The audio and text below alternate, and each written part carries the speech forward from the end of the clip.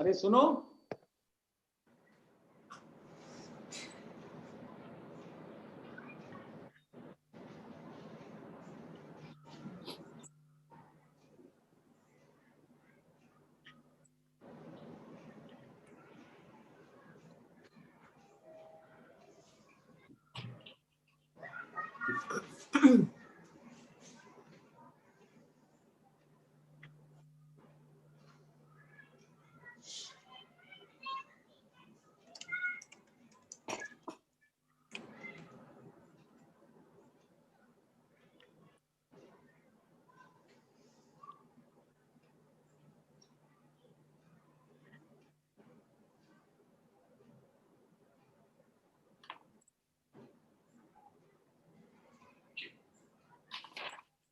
good evening. Thank you for joining us. Compliments of the season. Which is the greeting to give someone in between Christmas and New Year, which is still a sort of holiday period, but time to get back to work. Thank you for patiently waiting for us while we were on our short break. For those of you who haven't seen it, we have a new video out. It's called Inside Singhu Border. It's at the protest.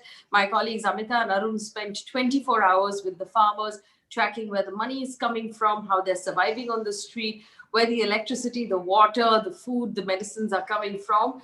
Do take a look at that story. They've worked very, very hard on it, and we'd love to hear your feedback of what you think. But on to the conversation of this evening. Now, it's been a month since the Uttar Pradesh government passed their version of what they call the Love Jihad law. 35 people have been put in jail on that law since then. Also, the Madhya Pradesh government has passed what it calls, ironically, the Madhya Pradesh Freedom of Religion Bill 2020. It actually seems to be the exact opposite of a freedom of religion bill. It has been cleared by the cabinet chaired by the chief minister. And the new law will invite 2 to 10 years of imprisonment for what they call forced conversion of a minor or a woman from a lower caste. Now, the Home Minister of this state has said that under the new bill, forcing religious conversion on someone will attract 1 to 5 years of imprisonment and a minimum of 25,000 rupees fine. Any marriage solemnized for the sole purpose of converting a person will be considered null and void. A provision is being made for those who are willingly converting to apply to the district administration 2 months in advance, very similar to what was done in Uttar Pradesh. Now, what has happened as of today is that the Madhya Pradesh state government, the assembly, was supposed to convene a special 3-day session, which has been cancelled because 10 MLAs and 61 employees of the government have tested positive for COVID. So that session will not take place. But the government, not to be deterred, will pass its new Freedom of Religion Bill as an ordinance, which will go ahead nevertheless. That's in Madhya Pradesh. In the meantime, in Uttar Pradesh, there have been 35 arrests and several FIRs have been filed. Some rather bizarre cases, or worrying cases, I should say, we've read about, one of which involved a teenager, two teenagers actually. One happened to be Muslim and the other one was a Dalit girl who went out for pizza and soft drink, and apparently the young boy was arrested for inducing the minor girl to elope with him with the intention to marry her and forcibly change her religion. Also, in another report, a 22-year-old woman suffered a miscarriage in a shelter home where she was put after her husband and her brother-in-law were arrested and kept in jail for 13 days under this particular Love Jihad law. And the police have found no evidence to support the allegations. The 2 men have now been released. We understand there are other states who are considering or working on similar laws: Uttarakhand, Assam, Himachal, Haryana, Arunachal Pradesh, Gujarat, Chhattisgarh, Odisha, Karnataka, and Jharkhand. Also, there's an interesting article that's in the Indian Express that I recommend you read as well. It basically talks about how there was a state that had a similar law. Himachal Pradesh had a similar law, which was struck down by the courts. Now, in Himachal Pradesh's law, the High Court had struck it down, basically saying that the declaration that it required from individuals was violative of their fundamental rights. And this was a 2-judge bench of the High Court that struck down the Himachal Pradesh Freedom of Religion Act back in 2006.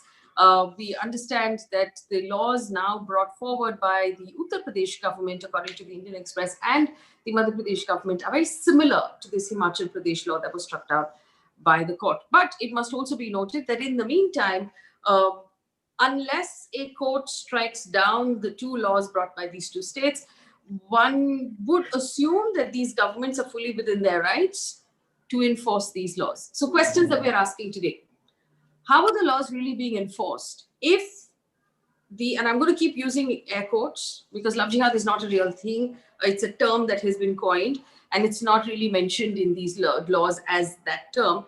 If it's meant to prohibit conversion through marriage, then how is pizza a problem? Question number one. Question number two, if the woman in question says that she married with consent, converted with consent, and is now 5 months pregnant, can the state still step in and arrest the husband? Also, are these states within their rights to enforce these laws in the manner that they are enforcing? And we understand there are a lot of, let's say, zealous lay people, not police officers, who are showing up now like they had done in the cases of cow slaughter, picking people up off the street, beating them up, handing them over to the cops, sort of being, let's just say, overactive citizens.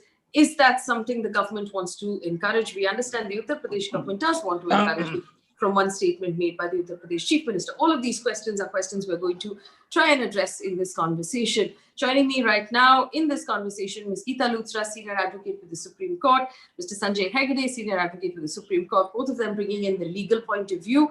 Also, I'm curious to know from both of them why no one has taken this to the Supreme Court yet. Also, Mr. Yashovardhan Azad, former IPS officer, bringing in the cops' point of view. Also, Mr. Sharat Pradhan, senior journalist, joining us out of Lucknow.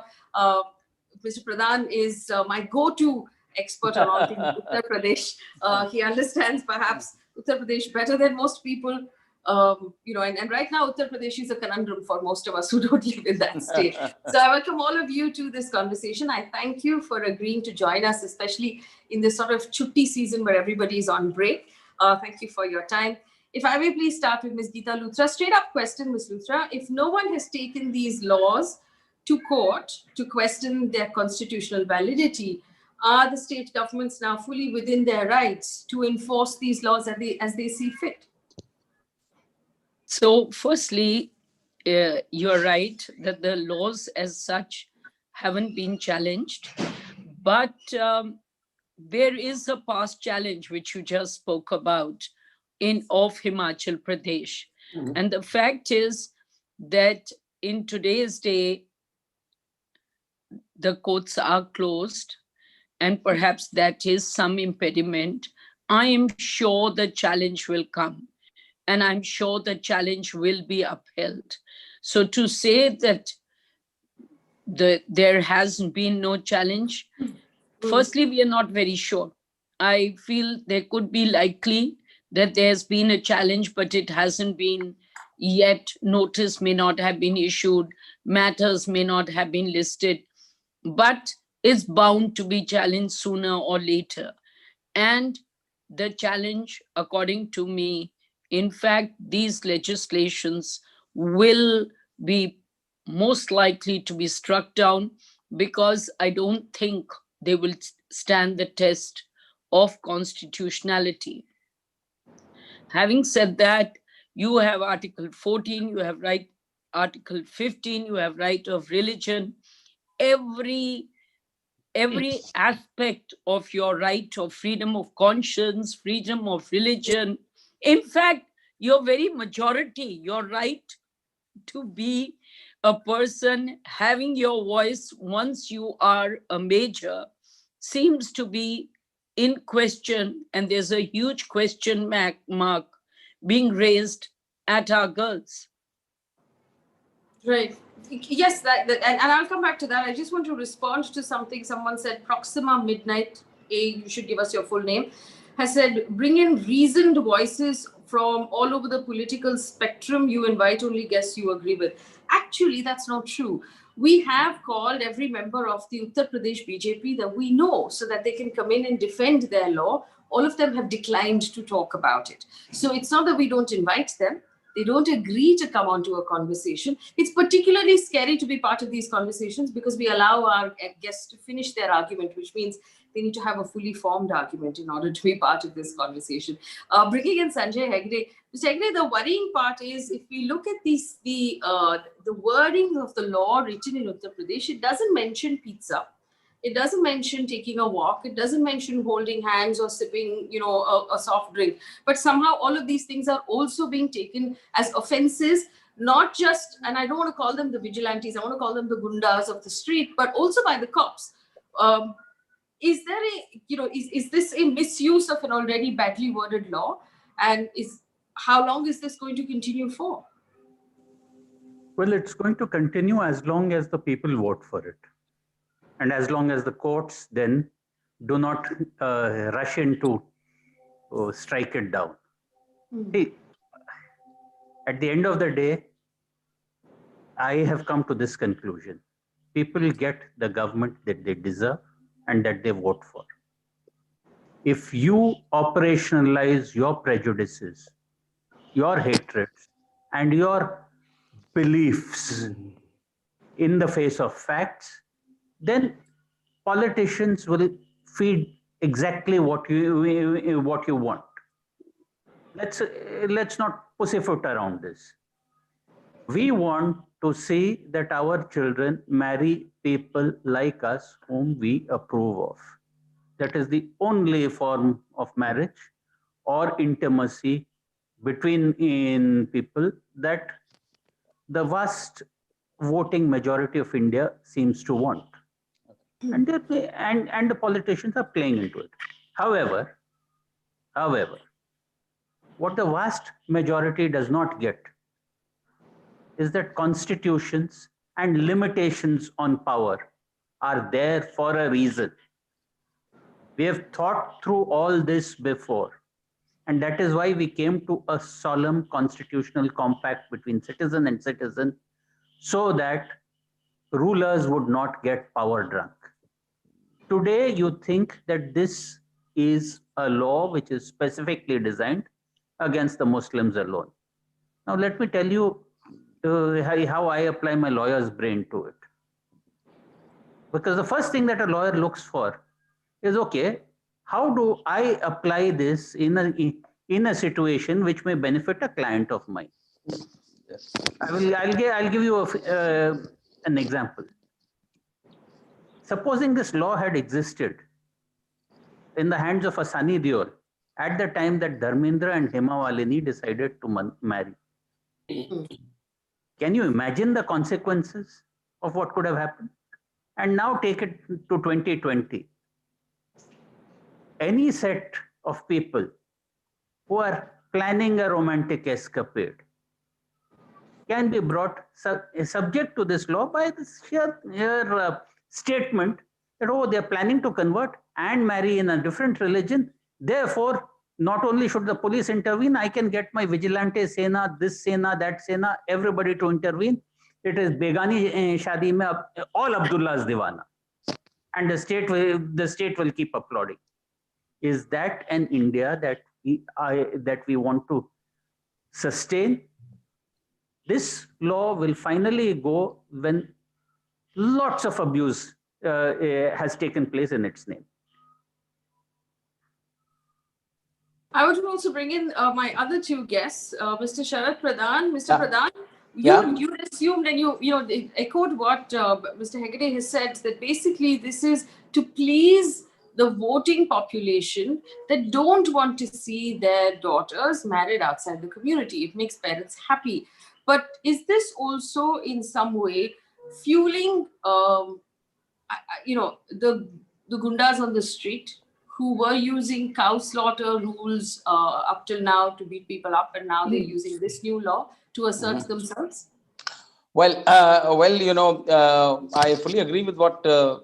Sanjay Hegde said. But as you rightly pointed out, this goes a little beyond that, in the sense that it is not just limited to pleasing a small community of parents of such children who are keen on interfaith marriage. This idea is to build a complete this is on falsehood, complete falsehood of love jihad, which doesn't exist. It has been, ever since the law has come in, they have been picking up people on all kinds of false pretexts. But fact of the matter is that in Kanpur, which was supposed to be the main hotspot of such marriages and of love jihad, they appointed, the UP government, Yogi Adityanath government appointed an SIT to go into the details.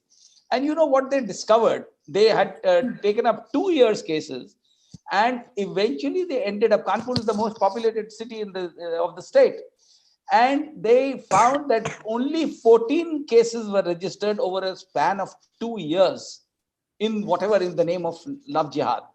And out of those, the SIT found 11 as fake. They, and 3 are also still under investigation. They are, some kind of, they are trying to build it as a case of love jihad. So first of all, the magnitude of the problem is quite minuscule in a state like Uttar Pradesh with 22 crore people. To build this facade based on complete falsehood, the idea is the goals are much larger. This is to create forge a divide on communal lines, to give this impression that, as if to say that all Hindu girls are very, very innocent, and they get easily enticed by Muslim boys. It's the way they are projecting it. It seems that all Hindu girls are being enticed by Muslim boys, and so they need to be booked and thrown behind bars, which is exactly what they are doing. In each case that has come out of these 35 people who have been, I think the FIRs are 12, and the number, because the family members have also been booked and sent. The actual, in most of these cases, they found that somebody was going, like you've had this clip a little while ago, a young boy and a girl in Bijnor town. They were returning home after having a pizza, and they've been booked. And they, very conveniently, the police, which is trying to be more loyal than the king, is busy saying that the father had lodged a complaint. The father denied it. Father said, I have nothing to do. Why should I lodge a complaint? My daughter is, this fellow is a friend of his, and they're coming. And this poor little boy, who comes from an extremely economically weaker section, has been booked under POSCO, under love jihad, and also there's a third law that has been slapped on him, which is, I'm forgetting again, a very deterrent kind of law. SC/ST Act. SC/ST Act. SC/ST, that's right. Now, just imagine this poor boy, the family doesn't have enough money to make their 2 ends meet. You can imagine the kind of, Mr. Hegde would bear with me, the kind of money he'll have to spend to get out of jail. He doesn't have the resources at all. So, if this is what is going to do, I wouldn't be surprised if tomorrow we are creating a breeding ground for, actually they are creating this falsehood of everybody is a terrorist. Anybody who says anything against the government is anti-national. But they would be, actually, they will provide a ground for breeding terrorists. If the innocent people are hauled up. I want to bring in, if I may, Mr. Azad, at this point, because I'll come back, and Ms. Luthra also raised the point of what this does to women and how it treats girls. But Mr. Azad, is the police at this point perhaps overstepping the brief? Nowhere in POXO or in the SC/ST Act, or even in this very contentious love jihad law, does eating pizza qualify as an offense? Does walking down the street qualify as an offense? But the police seem to be sort of stretching their imaginations with these cases a bit. I understand. Definitely this is not the way to implement any law. And there are, of course, overzealous police officials like the zealots in both the community which commit these acts. But these are isolated acts, and police is not the one which is accomplice in it, and nor police has made this act. But, I have heard the views of the learned lawyers and my friend Sanjay Hegde and reputable Dr. Pradhan also. Let me give you a perspective, because We can keep talking about the unconstitutional VA. I totally agree. I mean, this is unconstitutional, freedom of expression and right to marry whoever you like. That's all right. But we are here considering a problem. What is the practical part of it? Now, this problem has arisen since the 1920s and 30s in colonial India, when, there were a lot of reportage against abduction of Indian women and things like that. And in Hindu princely states, these acts had come up even then. Now, in independent India, there was an attempt to make legislate an anti-conversion law in the 50s, and which was dropped because of pressure on the other side. Now, this gained currency again in 2009, when the Christian, Church Council of Karnataka complained about these conversions out of marriage, also from Kerala. And I tell you, there was also Hizbut Tahrir, an organization, because I remember I was in service then, which had talked about, made an appeal to the Muslim men for marrying Sikh women. And there was many cases reported when such issues came up in Myanmar, it came in England, it came in Pakistan. So that's how the situation was. Now, there are at least 8 or 9 states where there are already anti-conversion laws. So therefore, when the esteemed chief minister, etc., of UP were enacting this law, they should have got some statistical evidence. Now, so far, even in the anti-conversion laws which have taken place, the convictions have been very few, and no large-scale organized mafia kind of planning has been found of converting in a large way. But the issue is that a large majority of Hindus are very happy with this act. Let me tell you that. And the only reason they have is that the girls who are marrying into Muslim families are first asked to convert. They are trapped into that particular thing. And some of them are also reporting to the police about their helplessness after 5 to 10 years. I have experienced it and I have seen it also. What do we do about these cases? Either we leave them or we just say that, well, you married on your own at that particular time and whatever problems are there, we cannot do anything about it. There are, of course, laws, but who's going to report? And that's exactly what I have experienced. Isn't it a time in modern era where we talk to the ulemas from both sides and say that after all, they're marrying for love, there should be no pressure for conversion of religion, and therefore it should be under the Special Religious Marriages Act. Now, here is a solution which we should try, because otherwise, and I'm still telling you, Mr. Sanjay was absolutely right. The reason may be, the intent may be political, getting votes and all right, but it's an issue. The issue of Indian women marrying into Muslim families is a problem. My bureaucrat friends, in their families, when some intermarriages have taken place, nobody cares, nobody bothers, because nobody asks them to change religion either way.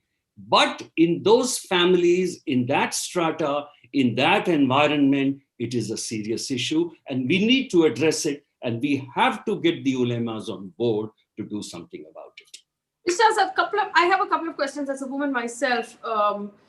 Why is the problem with marrying into Muslim families and not marrying into Parsi families or marrying into Christian families or marrying into any other religion? 1. 2, if the problem, like you said, started off back in the 1920s or even before that as abduction and is now a question of helplessness, do we have laws that cover abduction of women? Do we have laws that cover women who feel helpless in marriages? Do we have laws that cover women who face domestic violence? Also, if we're saying that, at that time, because she was in love, she agreed to convert and now she has changed her mind because she was pressured to convert. There are also cases of women who at that time, because they're in love, agree to give up their jobs. They agree to move cities. They agree to go to other countries. There are several things that women agree to do. If we want to believe that they're all naive and as soon as we fall in love, we lose our ability to logic, then are there laws that rescue women from those situations? Along with religion, other decisions that maybe women in their naivety and their inability to think make bad decisions that they change their minds about. So is there a necessity for a specific law of this kind saying if a Hindu woman marries a Muslim man, the state must step in? Are there other laws that serve this purpose? No, there May I is add just one more thing? One more question. May I add? Because is Yes. that Mr. Yashovardhan pointed out that maybe after a couple of years of marriage they realize that they are in distress. But such cases are there in the marriages of the same faith. Two Hindu a Hindu couple or a Muslim couple may also face the same thing. After a few years, all couples have problems. Okay, Mr. Azad first, and then Ms. Luthra. Mr. Pradhan, you're absolutely right.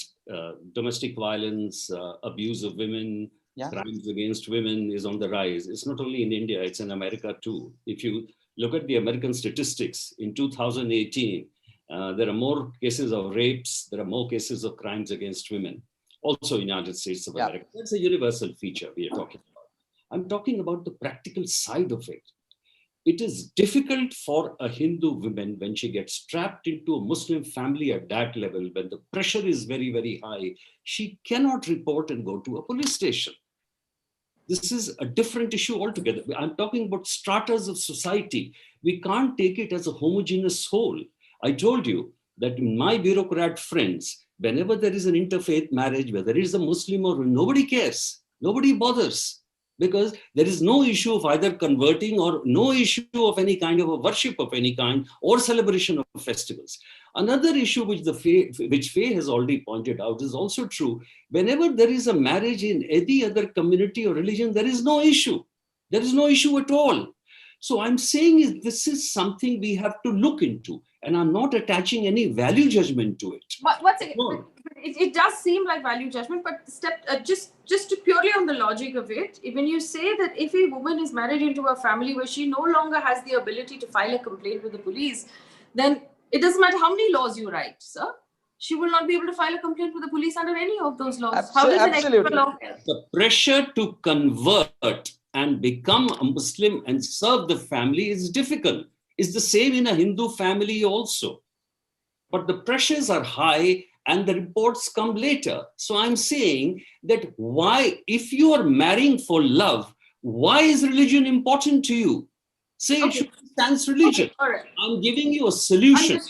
Okay, so you're saying that if a young woman is in love, she should not be allowed to make a decision about her religion at that point. I'm saying that it should be under a special marriage act where there is no pressure. You can be from any religion or anything. But in a particular religion, you have to be of that religion. In Islam, it says that Abrahamic religions you can marry. I don't know whether Hindus are even in that group, because Hinduism is not an Abrahamic religion. That's the point which I'm making. Ms. Luthra, go ahead. Can I come in? Yeah, I believe Ms. Geeta Luthra wanted to say something. Ms. Luthra, Yes, and then I'm finding it very difficult to digest what Mr. Azad has said. So, fine, let's look at some statistics. There is a Domestic Violence Protection of Women from Domestic Violence Act.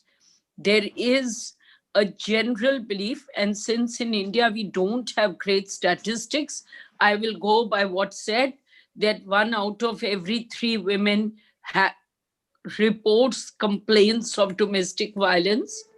She does it irrespective whether it's Hindu or Muslim. We can say this: we need to educate our women more so that they become stronger and they are able to withstand any violence that may be caused to them. But we cannot say, and this is cutting at the very root of a principle of equality, if we are saying a woman who may want to convert today, after 2 years she felt, I converted and that's why I'm being treated badly. I'm sorry, the entire logic escapes me. And yes, you have a special marriage act, but it doesn't say you have to be married only under that act and none other. So I don't understand this. There are women who will convert to one religion. There are men who may convert to another religion.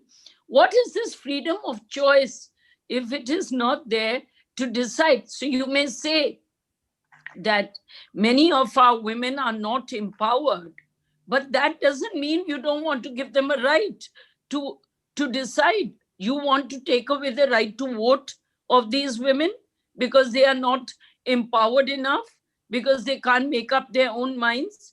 You say she goes into a family. Why don't you make a law saying that from now on, any Muslim man who marries a Hindu girl will be a ghar jawai, so that he will live in complete, the women's family will be surrounding him, so there will be no risk. I don't understand this argument. I Very don't well. understand this logic. Okay. All right, Sanjay Hegde, go ahead. Just a few technical points to clear up. Yes, First, why is it that conversion happens when you marry a Muslim? Because a Muslim marriage is between a Muslim and a Muslim, or a Muslim and a Kitabiya. Yes. That is the way between the with a Christian woman or a Jewish woman, right? This love jihad bogie actually starts off in Kerala with the Kerala church getting very upset that its women were marrying Muslims, and Muslim law applied. This is you would find that the greatest proponents came from Kerala, but be that as it may. So without a conversion, a Muslim marriage or a nikah is not possible. There's a strange instance in history when Rati Jinnah, who was a Parsi, and 18-year-old girl at that point of time wanted to marry Muhammad Ali Jinnah. Marriage under the Special Marriage Act then was not possible because that required a declaration that neither of them followed any faith, because that would have been political suicide for M.A. Jinnah. So Rati Jinnah converts, they marry, but then for the rest of her life, she lived as a Parsi almost, or her Parsi family accepts her. The daughter who was born then married another Parsi, and that's how. So Mr. Azad may not exactly be right that at a higher level of society conversions don't happen. Conversions happen for many reasons, including the sheer convenience of it. Some people don't say, okay, we have so many gods. Now if we're supposed to officially have this god, fine, whatever. We love the other person, and that's why we follow in religion, or we keep this part of it suitably fuzzy. Now, what these laws are going to do is essentially to have your ability to marry be at the mercy of a government DM who may or may not sanction that marriage. In the meanwhile, before he sanctions it, he is going to inform the local elements, the rowdies of that area. Yeah. Oh, look, there's a girl who's going to marry outside the faith. Why don't you go have a procession outside her house, convince her parents, convince her. There's so many things. Even today, under the Special Marriages Act, when people give that 1 month notice, these people are known to turn up. Mr. Azad will bear me out as a policeman. You increase the period to 2 months. You also give the SDM the power to sanction it in the conversion, or not even sanction the conversion. Then you can rest assured that nothing will happen. The state is decisively bringing in its voting power to deny people the right to marry whom they want. Now, this runs contrary to your freedom of religion. This runs contrary to your fundamental right to privacy. It is manifestly arbitrary, and there are 100 reasons why it could be struck down constitutionally. But courts take their own time. Courts will say, okay, you asked why don't people go to the Supreme Court? The Supreme Court will say, no, this is a state legislation. There is a High Court. Why don't you go to the High Court first?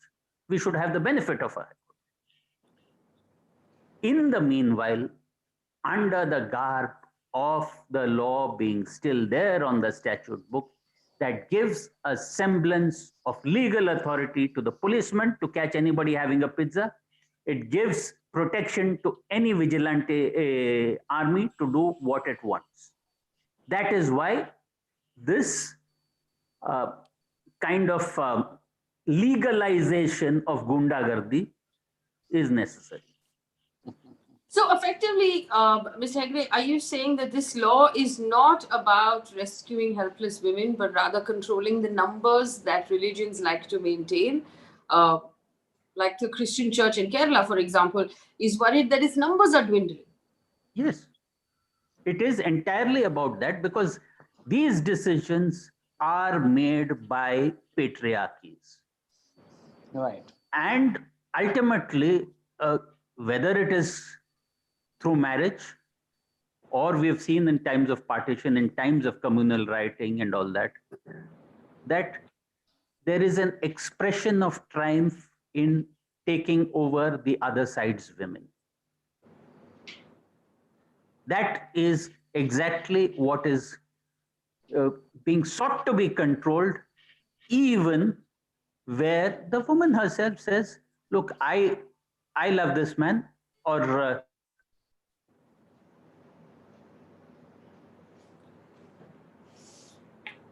All right, we seem to have lost that connection. We'll come back to him. Right, Mr. Pradhan, Yeah. on the question of vigilante armies, the Uttar Pradesh government announced urban youths in 10 cities will now get an opportunity to join the Rakshak Dal, an alternate security force that works for the preservation of public peace and protection of community and property of the state. If you explain to us what this is, please, and if it has anything to do with the kind of sort of overzealous citizenship we have noticed under this law as well. I perceive it as a old wine in new bottle. That is, Mr. Yogi Adityanath had a Hindu Yuva Vahini. He had created it, and it was thanks to Yuva Vahini that he's sitting where he is today. And Yuva Vahini was involved in all kinds of not just vigilante, much beyond that. And in they even fought elections against the BJP also at one point of time. And now it virtually stands not disbanded officially, but Mr. Yogi Adityanath has kind of given the impression that this Yuva Vahini is not active, again, inactive. It has become dormant because he was under a lot of pressure from RSS to have Yuva Vahini out, because Yuva Vahini was busy interfering when he had just come in as chief minister. So I'm sure this is the same whatever that was doing, the activities that Yuva Vahini was indulging in is going to be taken over by this organization. This is just the nomenclature is just a facade.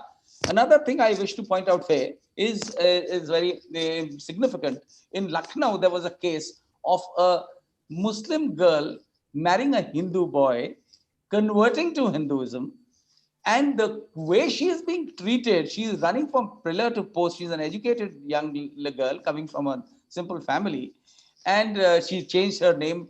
It was Akira something, and now she's called Muskan Arya.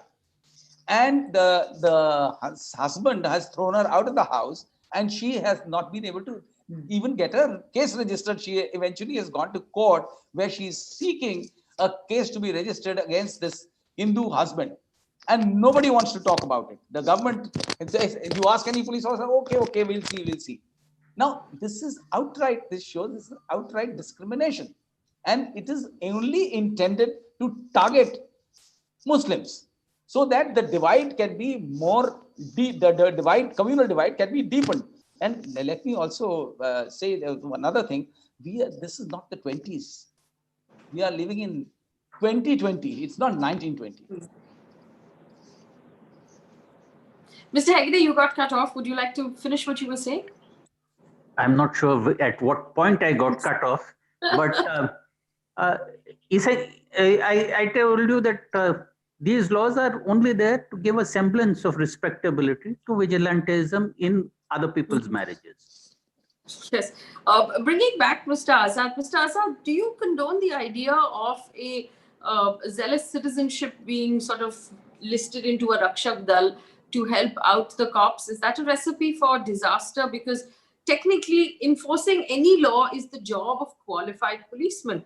To bring in citizens, young urban youth, and tell them, listen, we want you to help out. Is that an idea that you support?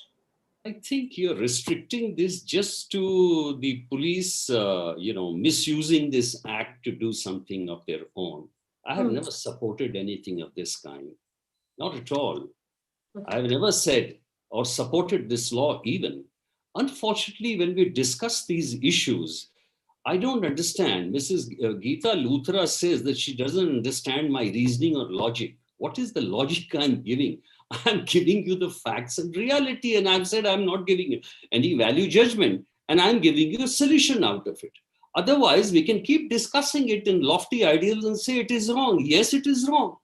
Let the courts say that it is wrong, and I'll be very happy to say it. But the problem will remain.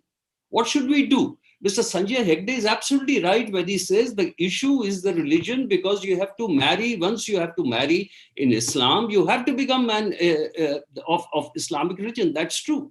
But what I'm saying is, yes, Mr. Pradhan is saying it is not 1920. That's exactly what I'm saying. This is 2020. Isn't it time for the ulemas to come together and say that there should be no pressure that if there is a marriage that you have to convert? Why should you? What is more important, your own freedom or choice, or Islam or any other religion or Hinduism? Why can't the mullahs and pandits be told that if two lovers are going to marry, let them marry in a registrar court? There should be no problem and there should be no pressure, but there should be no pressure to convert. That is a solution which I'm giving. But if you want to keep discussing in terms of constitution and law and freedom, that is perfectly all right. Mr. Azad, One second, and my last line. In an ideal world, there would have been no problem at all. We have shades of gray. That is why I'm suggesting, and I'm suggesting a better way out. That's all. Mr. Azad, Faye, so just 1 second. And I just want to ask this because, again, doesn't the solution that you're suggesting already exist? Because Yes. if there is an inter-religious couple who do want to get married, they have two choices. They can choose to have a registered wedding under the Special Marriage Act where nobody needs to convert. And if they choose to have a religious wedding where someone needs to convert, that is also, so the two choices already exist on the table. So is there a third option, or are you saying that we would be better off if everyone was told, listen, Special Marriage Act should be your only option? The ulemas have an influence on society, and therefore the ulemas give a call that let this pressure not come on these kids. You people don't marry in mosque or Hindu temples. Go and marry in the Special Religious Act, so that we are free from police, we are free from any kind of state interference. We'll be also at peace. You'll be also at peace. Is there anything wrong in what I'm suggesting? Nothing Okay, fair enough. Make a law. You see, you don't deliberately create a narrative out of a few incidents. I understand pizza eaters were arrested. Every law, people are going without mask also, they are being beaten up for COVID. But that does not mean that, the whole thing should be thrown out, any kind of attempt to make things better. Otherwise, of course, you can keep talking about constitution, law, liberal. How has it helped? It hasn't helped. Even if it is declared unconstitutional, that I'm a little worried about. it will remain. Now, let's not stop talking about the constitutional law. But Mr. Pradhan, go ahead. Well, I wish to point Britain out does not have a constitution. It runs very well. Sorry, it has an unwritten constitution. That is a constitution, even if it's not written. They do have. That's exactly the point, man. Right. It is the norm. It's the societal year which you follow. But look at what is happening in Britain. Is the same issues happening there also, ma'am? So are you saying that Britain's running well or not well? Britain is Better than certainly us. not running well. It's economically, it has virtually collapsed. I thought my friend had just said. Are in a pretty bad shape. Well, we are not joining issue on this. Let Mr. Pradhan address. Well, Well, I wish to point this out and also ask Mr. Sanjay Hegde whether Islam prohibits marriage with a person of another religion, because I know of two specific marriages, one more recent which has come up which has been brought in the ambit of this so-called love jihad law, and another marriage, a personally known family, a Hindu boy from Gujarat, he came and married a friend's daughter here in Lucknow, and they did not. It was a nikah, but no religious, neither the name was changed nor the religion. There was any kind of religious conversion for the boy, and they are living happily. Secondly, another case which happened only last month here. A Muslim boy and a Hindu girl, they were getting married, and they decided, both the families decided to get the kids married. Both of the boy and the girl both are working here in Lucknow, and they decided to get the marriage solemnized under through both the rites. First the Hindu and then the Muslim, and no conversion was involved, and they made it very loud and clear. And both the parents, and they were both there, present there, and the first marriage was going to be a Hindu marriage, when the police stepped in and booked them under this law. And till this day, they are still struggling how to get married. They said, no, now there's a new law, now you have to get the DM's permission, and they're not getting the permission. Now, so I'm sure this is a misnomer that conversion is absolute. Even in Hindus, Arya Samaj permits marriage with a person of any religion. No conversion is required. Sorry. Sanjay, you say, then I'll address on this. No, you finish, Geeta. Then I'll come back. So according to me, the fact is that there is a presumption that you will be two Muslims or two Hindus. The Hindu Marriage Act, for example, says that the marriage is between two Hindus, which doesn't mean that, in fact, people do not get married interreligiously, go in with an Arya Samaj marriage, and the Pandit or the Maulvi do not touch upon the religious aspects, even though they belong to different religions. So the same example that was being given, I've seen examples where both converted to Hindu, become Hindu. One was a Hindu, one wasn't. And then they both converted to Islam also, either one or the other before. Of course, the best remedy and the legal remedy is the Special Marriage Act. Yeah. But if two people do choose, or one person does choose to convert, then the question is, can you stop that person from converting? Even if at some point from Hinduism you become a Buddhist or you become some other religion, this is a matter of faith. And that is why what you are saying is, if a person's a major, it is their decision. What is being said, perhaps by Mr. Azad, is this: make the Special Marriage Act more popular. But you can make it in a secular, educated kind of way. You can make it more popular. So, and that is a better legal way of getting married with people of two religious faiths. And it's legally more sound. But it doesn't mean that the ulemas will tell that in practice, this is what's happening. People from different faiths are getting married, and both the Pandits and the Maulvis more or less turn a blind eye to the religion aspect, because the assumption being that it's two Muslims or two Hindus who are getting married. And the Special Marriage Act is clearly the better remedy. Well, to supplement Geeta. Yes. See, I'm no expert on it.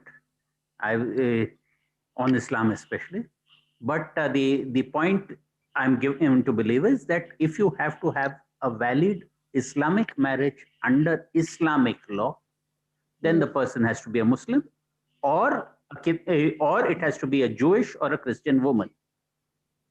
Otherwise, there is no valid Islamic marriage in Islamic law. And that is something which no ulama, nobody can change. But I saw this happening. I saw. but No, so see, okay. You know, in I just want to practical ask. terms, One second. I want to ask the panel one question. Effectively, you established that the Special Marriage Act is open to everyone yes, of all religions. There's no religious ceremony involved at all in the Special Marriage Act. It's in fact as clerical as a process can be. yes, You walk into the registrar's office after 3 weeks of giving your identification, you go back, you get married, you leave. So here's the thing. And we're specifically talking about Hindu women here, if a Hindu woman falls in love and says, you know what, I know the Special Marriage Act is an option to me, but I am choosing this other option because I'm so madly in love that I have lost my ability to reason.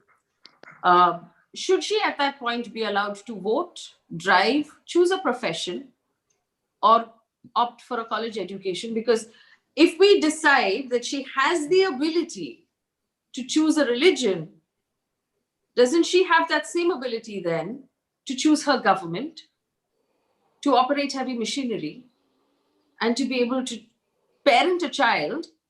All of these things that constitutionally and legally adults should be allowed to do. Why is it that we're questioning her ability on this one point?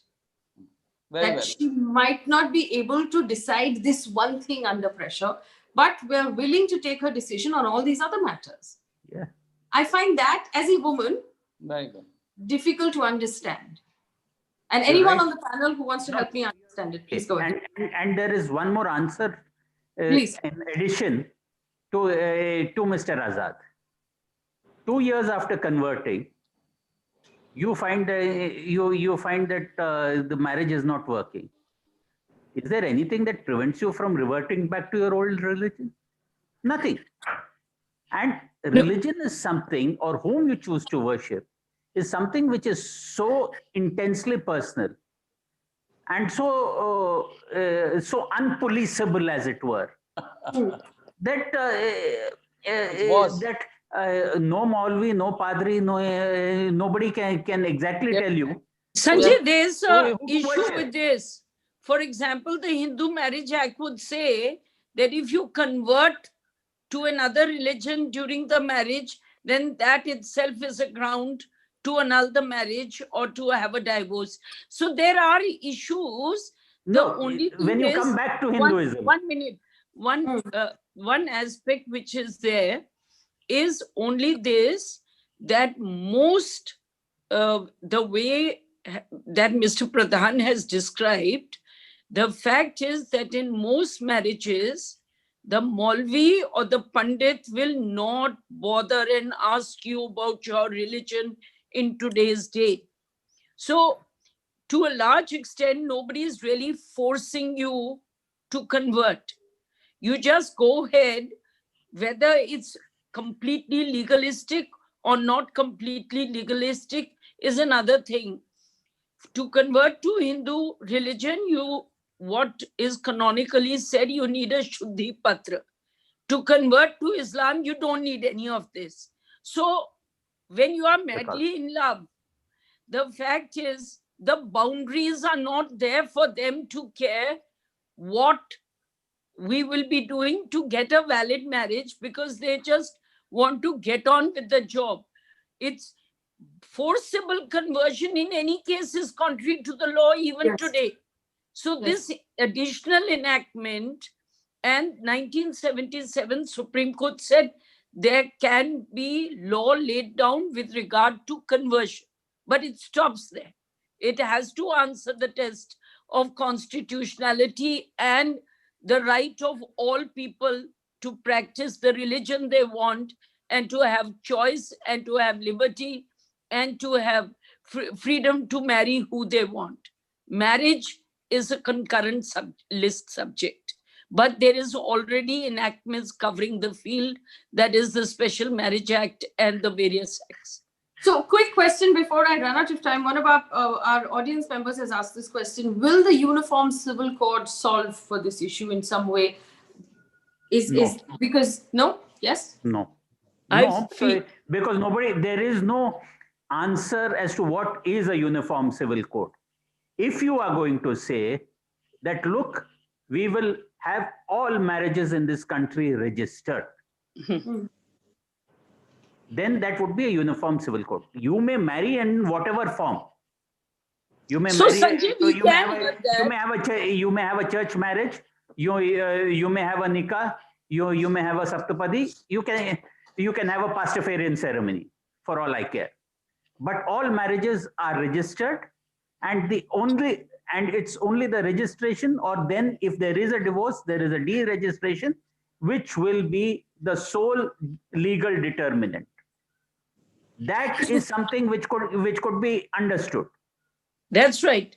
But By that's possible. We could bring that law. yes, but that would be uniform throughout everybody. But Mr. now to Azad, say yes. that you will not marry X or you will not marry Y, that is not on.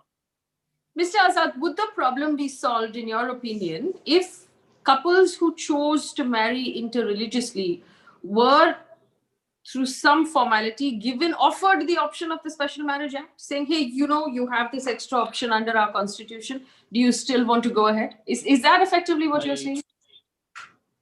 I totally agree. In fact, I agree with Geeta Luthra ji when she said that the Special Marriage Act is a better provision if it is made popular in a secular manner. I totally agree with her.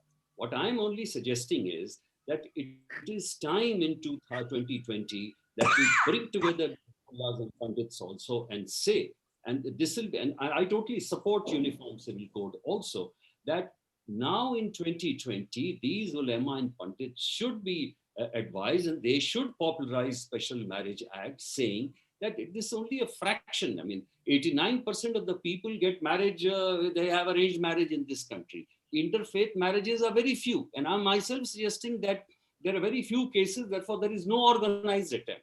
But to stay away from this kind of, this situation which is being created by so-called zealots from the Hindu side, we should make Special Marriages Act very, very popular and give them as an option. And after that, if they want to go ahead with that, it's fine.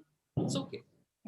We've also had cases, which I believe that there is a case before the Delhi High Court at this point. There are cases where in Special Marriage Act, gundas have walked into the registrar's office and beaten up the couple because they object to that as well, which is another serious problem. Also, the Special Marriage Act, like I said, has always been available as an option. We're assuming that couples don't know about it, which is why they feel that they have no choice. But closing statements from all of you. Mr. Pradhan, you haven't said anything for a while. I just would like to point out that I still feel that if the Maulana is willing, which in this case, which I saw happening before my eyes barely 3 years back, and the latest one was last month. If there were Maulanas who were not in favor of performing a nikah with a Hindu boy, but there was this other Maulana who was forward-looking Maulana who said, no, I have no problem, and he, in full knowledge, he did it. So I agree with Mr. Azad that there needs to be more education in society, and how that can be done. It's a long-driven process. But what needs at the present moment, what we are discussing, the new law that has been brought in, how relevant it is and how necessary is it? It is. I don't see that. Why should one? The question is, why should one need the permission of a district magistrate to get married to somebody you want to get married? This is something, and this is highly political, and it is meant, as I said, I repeat, only to forge a communal divide, and this must stop. So I think this new law, which is becoming so rampant in various states and is trying to come in, is going to have a chilling effect on liberty and on freedom. I think it's very dangerous. And whatever be the purpose, the effect is what we have to look at. The effect is lethal. Absolutely. Mr. Azad?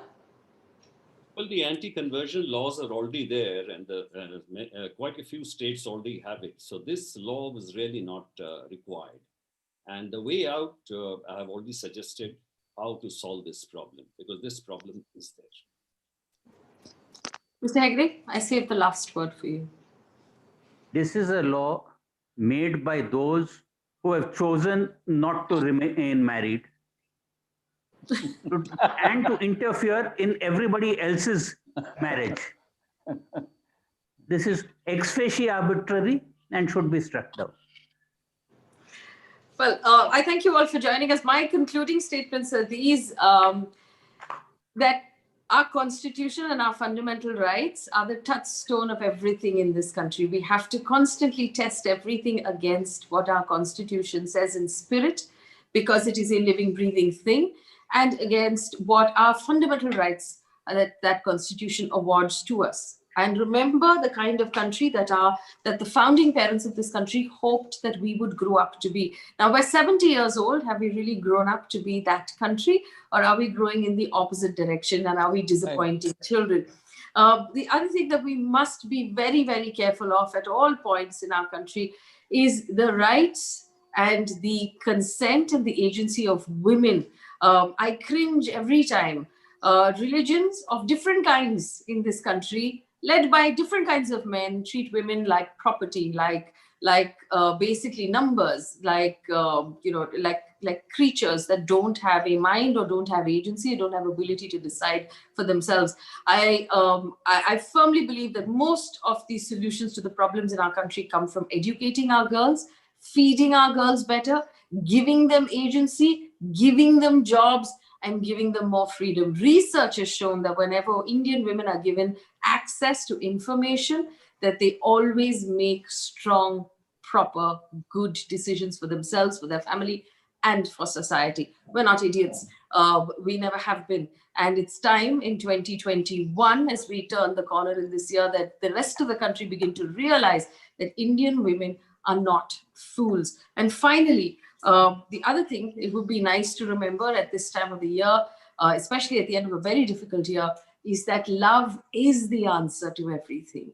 That the more we allow people to intermingle between religions and communities, the more we allow families to get to know each other better, the more we allow love to be a solution, the better we will be. To actually put down legal and executive legislative roadblocks to love is a ridiculous thing to do at this stage in our country's written history. I thank you all for giving us your time and being patient with our questions. I do hope that the courts will take cognizance soon, and we'll have maybe a bench examine this matter and give us answers to many of the questions that we asked today, questions that Mr. Azad raised, and questions that the rest of our panel have raised as well, because that's what we look to our courts for. Unfortunately, they've become referees for everything that the executive does these days. Thank you for watching. Good night. Thank you.